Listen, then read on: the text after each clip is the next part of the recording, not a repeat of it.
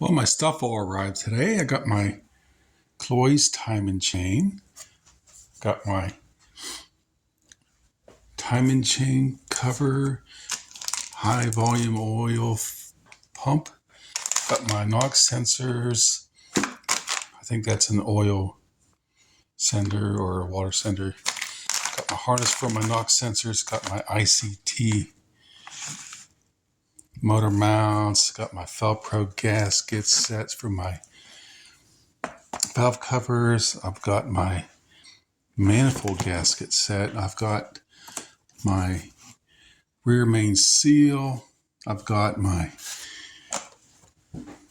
Felpro oil pan gasket, and I got my AC Delco water pump and my fuse block.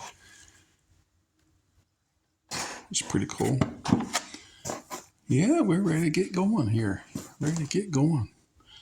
Kinds of parts. All right, here we go.